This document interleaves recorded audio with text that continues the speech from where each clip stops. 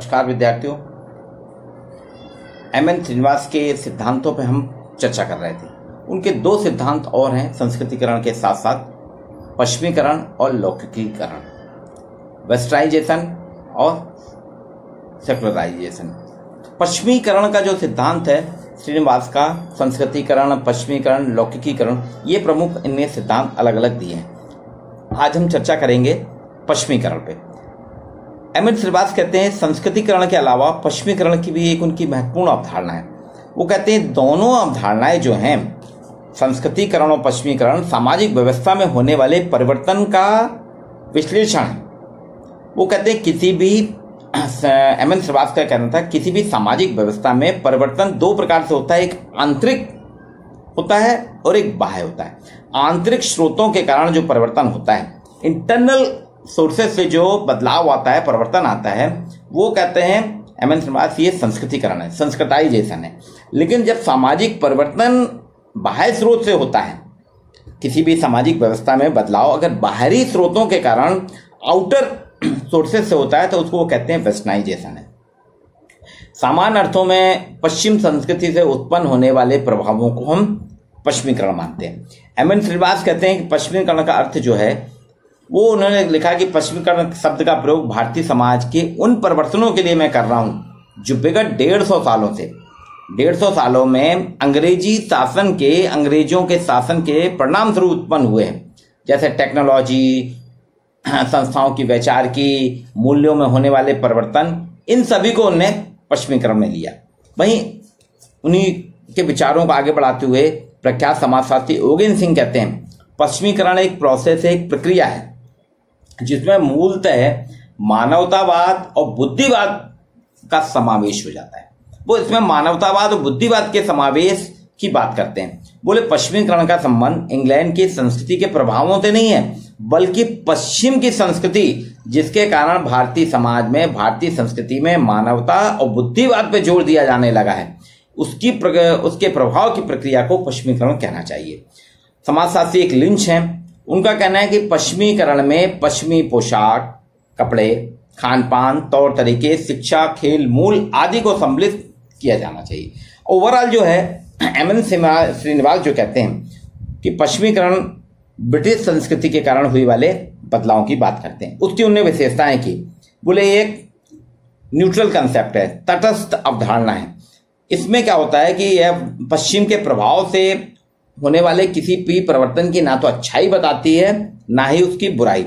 पश्चिमीकरण में वो कहते हैं कि ना तो अच्छा बताती है ना ही उसकी बुराई बताती है, ये सिर्फ परिवर्तन को स्पष्ट करती है।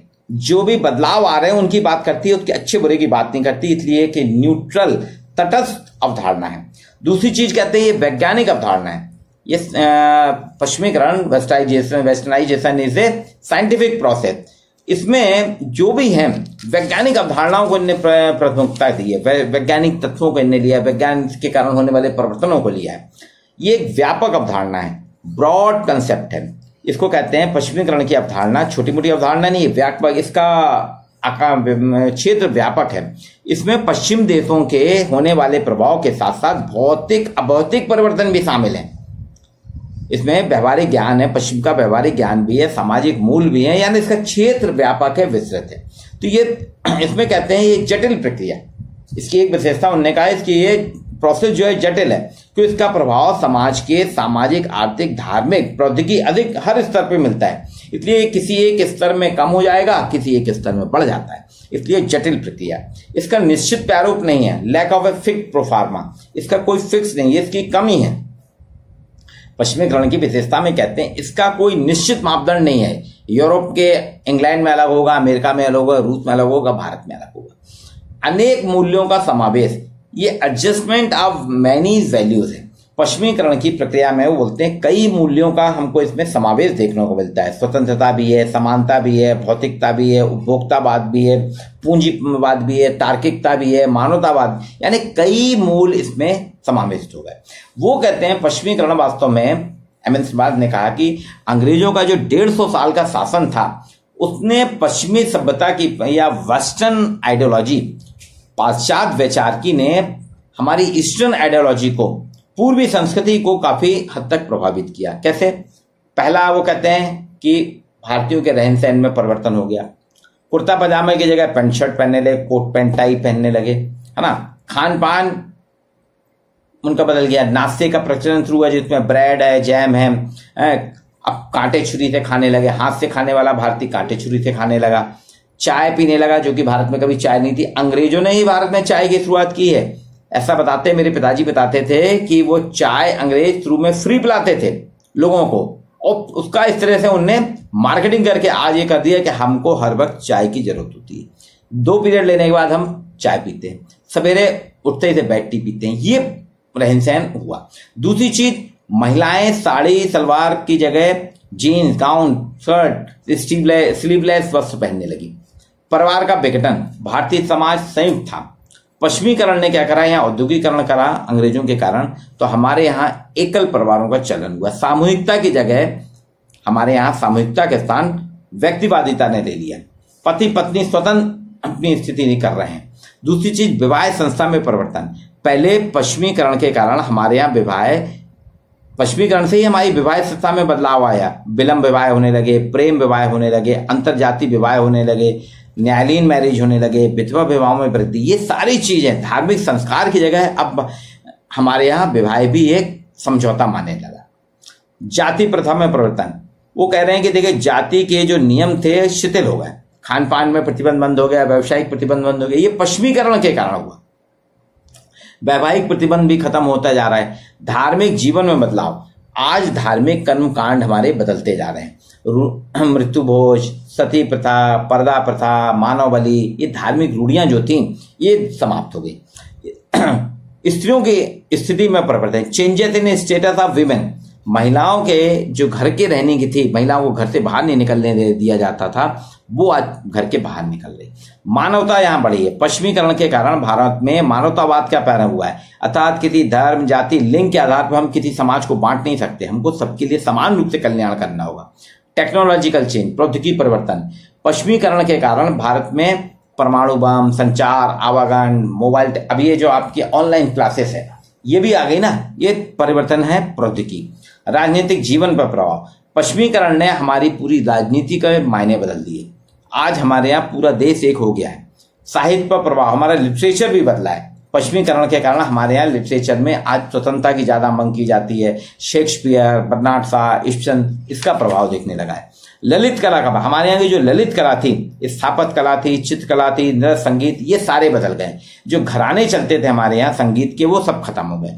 आज मुंबई या फिल्म इंडस्ट्रीज जो है वो चल रही है। शिक्षा पर प्रभाव, शिक्षा देखिए आज लड़के लड़की दोनों के लिए बराबर है। पहले इंजीनियरिंग लाइन में लड़कियां बहुत कम जाती थी, आजकल 50-50 का रेशियो है।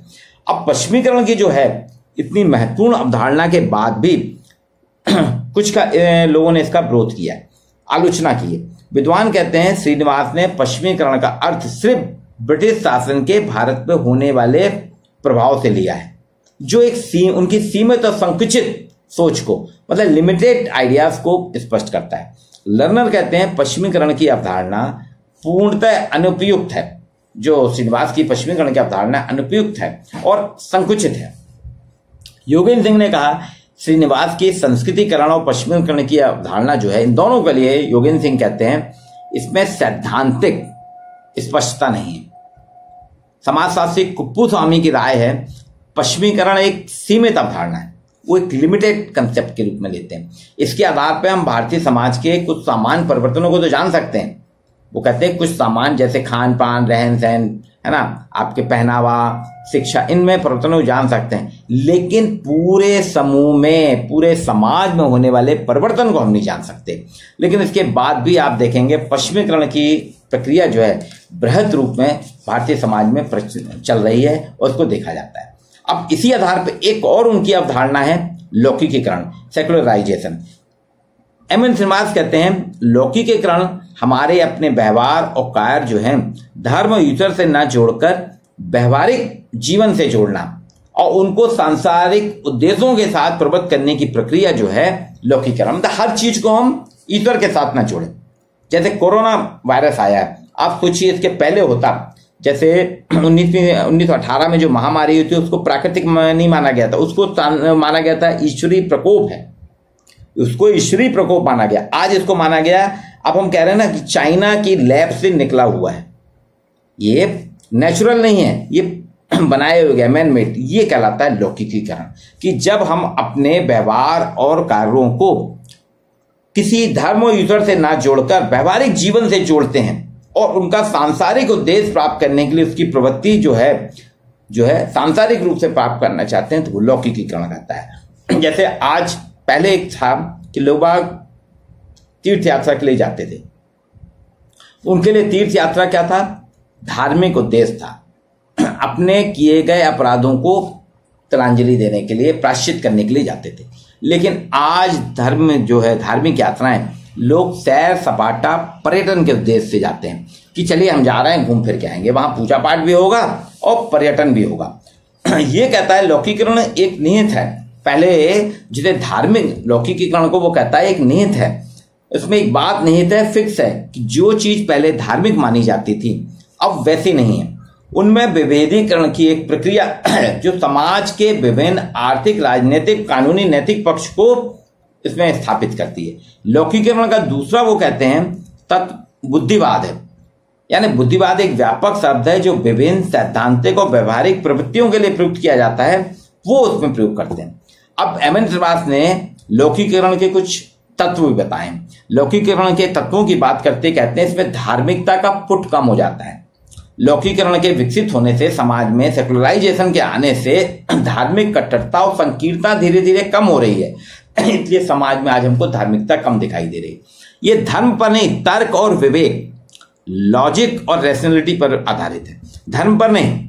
आज हम तार्किकता के आधार पर सभी प्रचलित धार्मिक परंपरागत व्यवहारों का मूल्यांकन करते हैं। मैंने आपको पहले ही बताया ना, कोविड-19 जो है उसका प्रभाव धार्मिकता के आधार पर नहीं दे रहा है, जबकि आप देखेंगे 19वीं शताब्दी में, शुरू में 1918 में फर्स्ट वर्ल्ड वॉर के समय जो महामारी फैली थी स्पेनिश फ्लू, उसको भारत में कहा जाता था ये प्रकोप है भगवान का की नाराजगी। चेचक माता के नाम से जाना जाता था, है ना। लौकिकीकरण में व्यवहारिकता होती है, जो हमारे व्यवहार और कार्यों की धार्मिक और पारलौकिक उद्देश्य से नहीं अपितु सांसारिक और व्यवहारिक उपयुक्तता के दृष्टिकोण से होता है। इसमें विभेदीकरण का तत्व जो व्यवहारिक कार्यों उद्देश्यों को अव्यवहारिक और आध्यात्मिक कार्यों से पृथक करता है।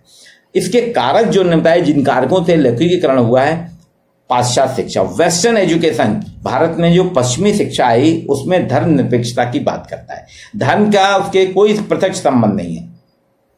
दूसरा औद्योगिकरण, लौकिकीकरण की प्रकृति में विकास का एक प्रमुख कारण जो औद्योगिकरण है, औद्योगिक धंधे, मिल, फैक्ट्री खुलने से हजारों लोग एक साथ काम करते हैं। विभिन्न जाति धर्म के लोग जब मिलकर काम करते हैं तो उनमें एक दूसरे के प्रति सहनशीलता आने लगती है, तो धार्मिकता और परंपरागत रूढ़िवादिता समाप्ति। नगरीकरण, अर्बनाइजेशन, नगरीकरण भी एक प्रमुख। नगरों में विभिन्न जाति धर्म संप्रदाय के लोग एक साथ रहते हैं, सबका जीवन भोग विलासपूर्ण फैशन परस्त होता है, इसलिए यहाँ शिक्षा के प्रसारित होने से धार्मिक कट्टरता घटने लगी।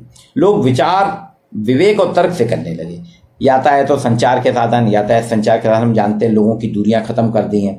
सामाजिक धार्मिक आंदोलन, हमारे यहाँ राजा राम मोहन राय से लेकर विभिन्न महापुरुषों, गांधी हैं, दयानंद सरस्वती, इन्होंने जो आंदोलन धार्मिक आंदोलन करे, इन्होंने लौकिकीकरण को मदद दी। इन्होंने बताया कि धर्म क्या है और हमारी रूढ़ियां क्या है, इनको अलग करा। गवर्नमेंट एफर्ट, सरकारी प्रयास, संविधान के माध्यम से सरकार समय समय पे प्रचार प्रसार करती है, तो लौकिकीकरण को, लॉजिक को मिल जाए। अब इसका प्रभाव क्या करा, ये बोलते हैं वास्तव में लौकिकीकरण के कारण क्या है, हमारे पारिवारिक जीवन में परिवर्तन आया, धार्मिक जीवन में परिवर्तन आया, पवित्र अपवित्र की अवधारणा में परिवर्तन आया, जाति परिवर्तन में परिवर्तन आया, और इन्होंने इसके मैसूर का अध्ययन करा है, मैसूर के रायपुर गांव का अध्ययन किया। बोले यहाँ पे लौकिकीकरण के कारण विभिन्न धार्मिक समूह की अपेक्षा हिंदू अधिक प्रभावित होते थे। उनमें पवित्रता अपवित्रता की जो बात थी वो हिंदू की केंद्रित थी, वो धीरे धीरे कम हो रही।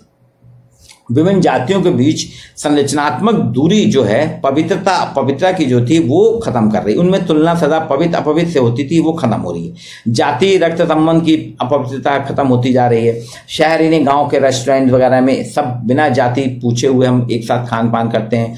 कॉफी हाउस, आमिष निरामिष दोनों, पहले खाली शाकाहारी भोजन, अब आजकल शाकाहारी मांसाहारी सब होटलों में हम जाते हैं, वहां ये नहीं देखते। ब्राह्मण जैन जो है आमलेट मांस मटन सब खा रहे हैं, ये बदलाव आया। लौकिकीकरण का जो है जीवन चक्र का कर्मकांड था, आज हमारे नामकरण, है ना, कर्ण छेदन, ये प्रक्रियाएं शुरू हुई हैं। लड़कियों के लिए यवनारंभ पे होने वाले विस्तृत कर्मकांड नहीं किए जाते हैं। मृत पति के दाह संस्कार के समय उनके जो अंग के रूप में जो था ना, विधवाएं मुंडन कराती थी, ये सब कम।